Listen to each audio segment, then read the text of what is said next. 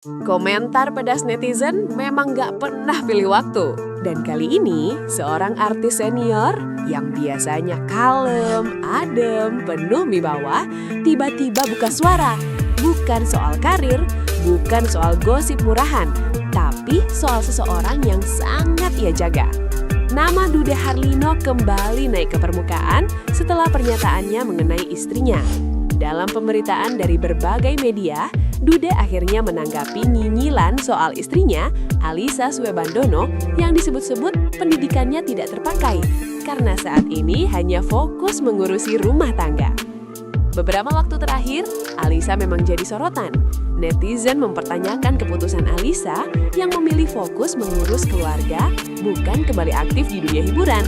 Komentar-komentar pedas itu kemudian bergulir, sampai akhirnya menyentuh hal yang seharusnya nggak perlu dipersoalkan, pendidikan. Dude Harlino yang biasanya sangat hati-hati bicara, mendadak mengambil posisi jelas. Dengan nada tegas tapi tetap santun, Dude mengatakan bahwa pendidikan itu tidak pernah sia-sia, apapun pilihan hidup seseorang setelahnya. Menurutnya, pendidikan bukan soal pekerjaan, tapi soal bekal hidup. Dalam wawancaranya, Dude menegaskan bahwa Alyssa menggunakan ilmunya setiap hari dalam menjalani hidup sebagai ibu, istri, dan perempuan. Ia bilang tidak ada yang salah ketika seseorang memilih keluarga sebagai prioritas. Bahkan menurut Dude, itu justru keputusan yang membutuhkan kedewasaan. Pernyataan itu langsung bikin publik terdiam. Banyak yang memuji sikap Dude yang berdiri teguh membela istrinya tanpa merendahkan siapapun. Tapi bukan itu yang bikin wawancara Dude tuai banyak sorotan. Ada satu kalimat sederhana, tapi ngena. Sebuah kalimat yang langsung membuat orang sadar bahwa pilihan hidup seseorang tidak perlu ditentukan oleh komentar netizen. Dude akhirnya berkata, "Saya suami, tugas saya melindungi dan mendukung istri saya.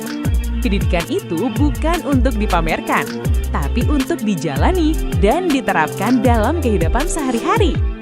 Kalimat itu menjadi jawaban paling elegan atas semua nyinyiran yang sebelumnya menggema di media sosial.